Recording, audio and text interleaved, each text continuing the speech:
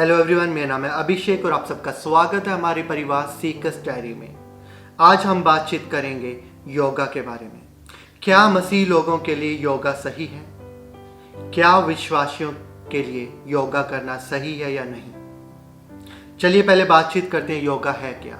योगा जो शब्द आया वो संस्कृत के शब्द युज से आया है, जिसका मतलब है एकता, टू यूनाइट, जोड़ना। योगा जो हिंदुइज्म में किया जाता है वो किया जाता है कि हम अपने मन को, अपनी आत्मा को, अपनी जो शरीर है और इस संसार की जो ताकतें उससे एक कर लें। दूसरा जो मकसद है योगा का वो ये है कि हम अपने जो डर है उस पर विजय पा लें, हम मुक्ति पा लें इस संसार की चीज़ों से। इसलिए योगा करने वालों को योगी कहा जाता है। और जो योगा है इसका हिंदुइज्म से गहरा रिश्ता है, ये गहरी तौर पर जुड़ा हुआ है हिंदुइज्म से। इसको हम हिंदुइज्म से अलग नहीं कर सकते। योगा वेदों में लिखा गया है, ऋग्वेद में लिखा गया, उसका वर्णन उपनिषदों में किया गया है। तो जो लोग कहते हैं कि हम योगा को हिंदुइज्म से अलग कर सकते हैं, हम इसके आत्मिक जो जुड़ाव है उसको अलग कर सकते हैं, वो गलत सोचते हैं। क्योंकि हिंदुइज्म की जो 6 फिलॉसफी हैं उनमें से एक है योगा। और सिर्फ हिंदुइज्म से ही नहीं बल्कि बुद्धिज्म का भी गहरा रिश्ता है। योगा सिर्फ आसनों से संबंधित नहीं है, योगा एक 8 फोल्ड पाथ है। मतलब ये एक चीज से नहीं जुड़ा हुआ। योगा में सिर्फ एक चीज नहीं आती, इसमें 8 चीजें आती हैं। एक्सरसाइज, आसन सिर्फ इसका एक हिस्सा है, वो पूरा योगा को एक्सप्लेन नहीं करते। योगा में कई चीज़ें आती हैं, मेडिटेशन, समाधि लेना, बहुत चीज़ें आती हैं। तो हम योगा को सिर्फ आसन के साथ नहीं जोड़ सकते।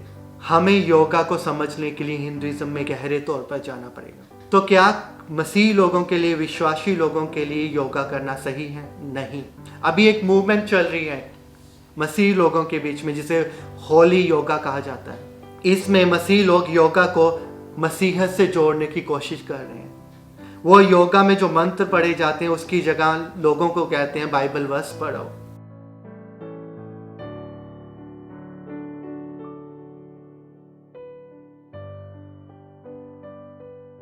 और जब आसन करते हैं तो वो पीछे मसीह गीतों को जोड़ देते हैं। वो पूरी कोशिश कर रहे हैं कि योगा को कैसे क्रिश्चियनिटी से जोड़ा जाए।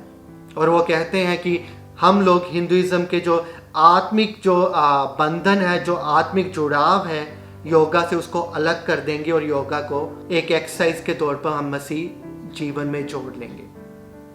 ये बिल्कुल गलत है। हम लोग योगा को हिंदुइज्म से अलग नहीं कर सकते, क्योंकि योगा उत्पन्न हिंदुइज्म से ही हुआ है। योगा का जो ओरिजिन है, जो शुरुआत है, वो हिंदुइज्म से ही हुई है। हम लोग ऐसी चीज जो परमेश्वर के सम्मान के लिए नहीं बनाई गई और जो परमेश्वर के द्वारा उत्पन्न नहीं की गई, उसको परमेश्वर की महिमा देने के लिए इस्तेमाल नहीं कर सकते।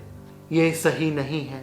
आप जितना मर्जी कोशिश कर लीजिए, हम लोग योगा को हिंदुइज्म से अलग नहीं कर पाएंगे। जब हम योगा करते हैं और इसके आसनों को करते हैं ये सोच कर कि ये एक्सरसाइज है, तो हम किसी न किसी तरह हिंदू किसी देवी देवता की आराधना कर रहे हैं, उनको भेंट चढ़ा रहे हैं। क्योंकि बहुत सारे आसन हैं योगा में, जो पोस्चर्स हैं वो आराधना करने के पोस्चर हैं, वो बलिदान के पोस्चर्स हैं हिंदू देवी देवताओं को।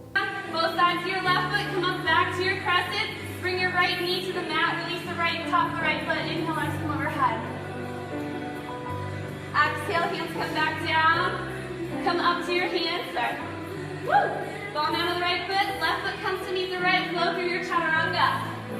तो हम इस चीज को अलग नहीं कर सकते। तो मसीह लोगों के लिए योगा करना गलत है, सही नहीं है। और लोग बात करते हैं कि बाइबल में योगा का नाम नहीं लिया गया। सही बात है, प्रभु के वचन में डायरेक्टली योगा का नाम नहीं लिया गया, पर बाइबल इस चीज के बारे में क्लियरली बताती है कि किसी आत्मिक बंधनों से हमें नहीं जुड़ना जो परमेश्वर की ओर से नहीं है। आइए हम बाइबल की आयत पढ़ते हैं, व्यवस्था विवरण अध्याय 18 उसकी 9 से 14 आयत तक। जब तुम उस राष्ट्र में पहुंचो जो यहोवा तुम्हारे परमेश्वर तुमको दे रहा है, तब उस राष्ट्र के लोग जो आत्मिक काम वहां कर रहे हों उन्हें मत सीखो, अपने पुत्रों और पुत्रियों की बलि अपनी वेदी पर आग में ना दो।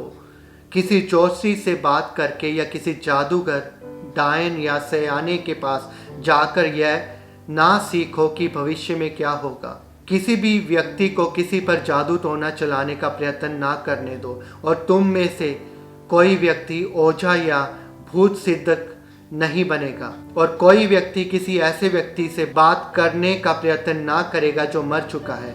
यहोवा तुम्हारा परमेश्वर उन लोगों से घृणा करता है जो ऐसा करते हैं। यही कारण है कि वह तुम्हारे सामने इन लोगों को देश छोड़ने को विवश करेगा। तुम्हें यहोवा अपने परमेश्वर पर पूर्ण विश्वास करना चाहिए और उसके प्रति निष्ठावान होना चाहिए। परमेश्वर ने यहाँ पर हमसे कहा कि ऐसे राष्ट्रों के आत्मिक कामों का भागी मत बनो, और परमेश्वर ऐसे लोगों से घृणा करता है।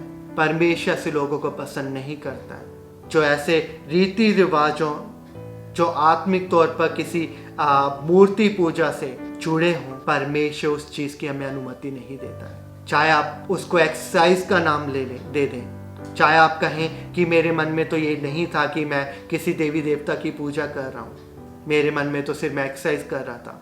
जाने अनजाने में आप किसी ना किसी हिंदू देवी देवता की आराधना कर रहे हैं। जब आप योगा का कोई भी आसन कर रहे हैं या योगा में समाधि ले रहे हैं, जब मेडिटेट कर रहे हैं, और मैं साफ कह देता हूँ जो क्रिश्चियन मेडिटेशन है वो और उसका मतलब जो हिंदू मेडिटेशन है, जो योगा मेडिटेशन है, उससे बिल्कुल अलग है।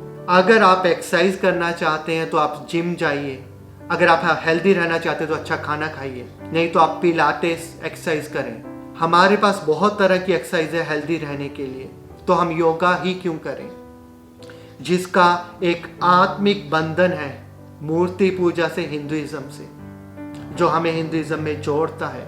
अगर आप विश्वासी हैं, मसीह लोग हैं, तो योगा मत करें। कई चर्चेज में योगा करना शुरू कर दिया, वहाँ पर योगा क्लासेस होती हैं, क्योंकि उनको योगा की शुरुआत नहीं मालूम। उनको नहीं मालूम योगा कितना गहरे तौर पर हिंदुइज्म से जुड़ा हुआ है, इसका आत्मिक जो भार है, जो बोझ है, वो कितना बड़ा है। अगर आप मसीह हैं तो योगा मत करें, कुछ और करें, एक्सरसाइज करें। प्रभु आप सबको आशीष दे। शालोम।